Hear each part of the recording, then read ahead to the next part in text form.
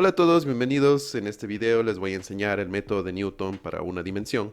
Este método que sirve para encontrar tanto mínimos como máximos en una función. En primer lugar, estaremos haciendo una revisión de la teoría y una explicación también gráfica para saber paso a paso cómo es que funciona el método. Una vez tengamos esto, vamos a programarlo juntos en MATLAB y al final resolveremos algunos ejercicios que no son tan comunes y que podrían servirte para estudiar o que pueden parecerse a algunos trabajos que generalmente envían los profesores. Sin más que añadir, comencemos con este video.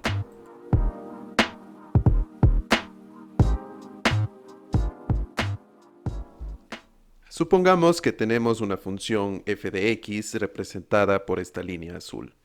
A simple vista, nosotros como humanos podemos determinar más o menos los puntos en los cuales se encuentra el mínimo y el máximo, es decir, los puntos x1 y x2. Matemáticamente podemos también encontrar estos puntos al derivar nuestra función e igualarla a cero. Los puntos donde exista un valor óptimo, es decir, un valor máximo o un valor mínimo, tienen la peculiaridad de que si yo evalúo su derivada para estos valores de x, me va a devolver un valor igual a cero. Recordemos que la derivada de una función me devuelve la pendiente de la recta tangente a la curva f de x. Cuando el valor de esta pendiente es igual a cero, quiere decir que existe una recta horizontal tangente a la curva en esos puntos. Hasta este punto hemos encontrado los valores óptimos de x. Sin embargo, aún no sabemos distinguir de forma matemática cuál es el máximo y cuál es el mínimo.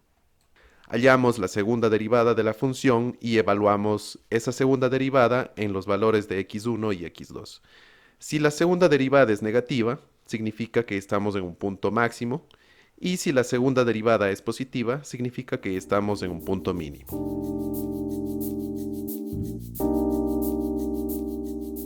El método de Newton se basa en el principio de cálculo que acabamos de ver.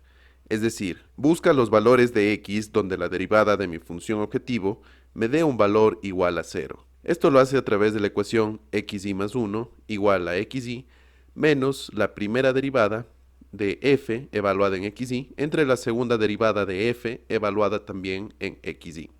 Hay que tener en cuenta que aquí f es la función objetivo, es decir, la función en la cual yo quiero encontrar los valores óptimos, los valores mínimos o valores máximos.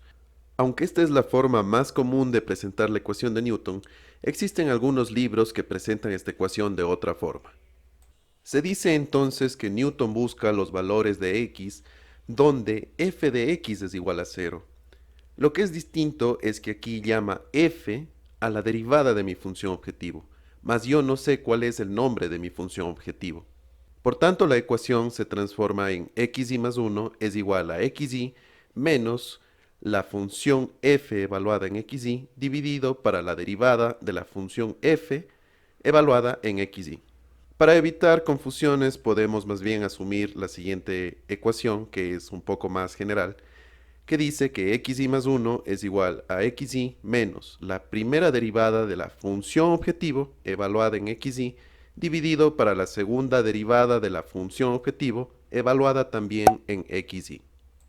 Antes de pasar a ver la demostración de la ecuación de Newton, veamos primero cómo es que funciona. Supongamos que tengo una función objetivo, f de x, la cual quiero encontrarle sus valores óptimos. En este caso, f de x es 4/9 de x más 2 al cubo, menos 2 por x más 2 al cuadrado más 4. En primer lugar, voy a hallar la derivada y la segunda derivada de mi función objetivo. Luego de esto voy a plantear la ecuación de Newton.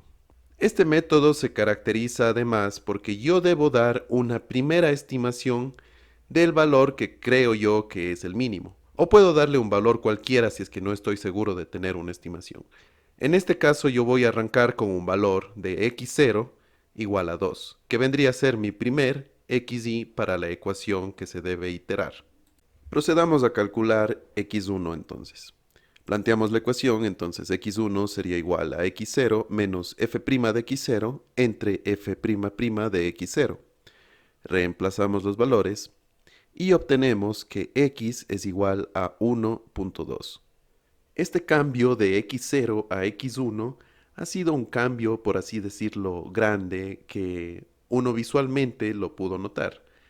A medida que nos vayamos acercando a la solución, los cambios entre xy y xy más 1 van a ser cada vez más pequeños.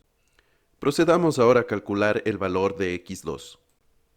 Ahora, mi xy más 1 va a ser el x2 y mi xy va a ser el x1. Reemplazo los valores y obtengo que x2 es igual a 1.01. Visualmente también pudimos notar que el cambio entre x1 y x2 fue más pequeño que el cambio que hubo entre x0 y x1.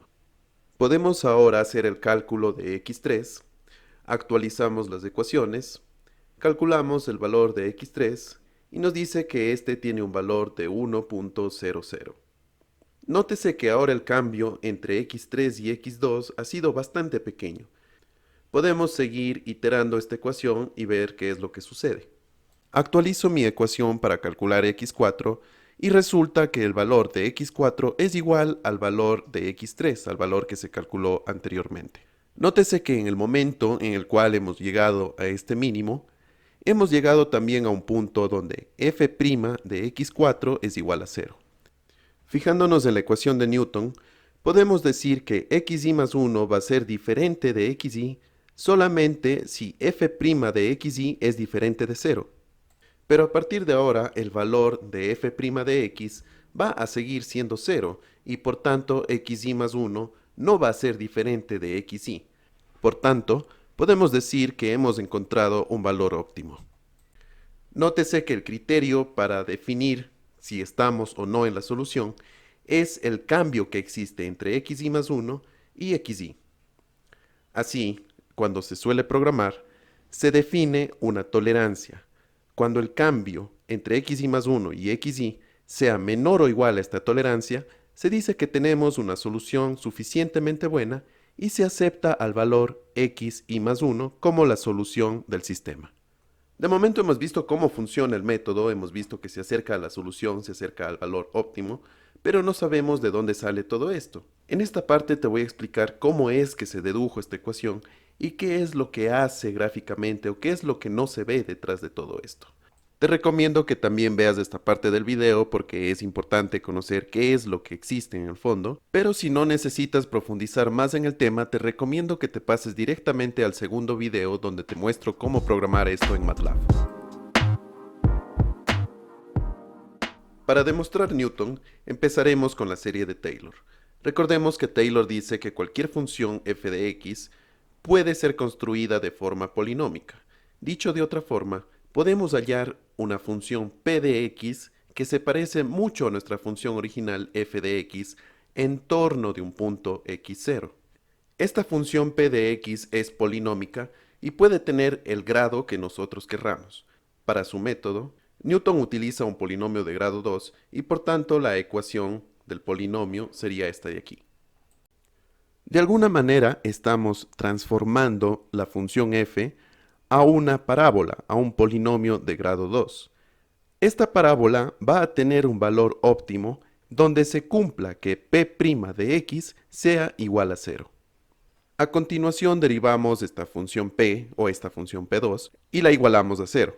Despejamos el valor de x y listo, obtenemos este valor de x en donde se encuentra el valor óptimo de mi parábola p2.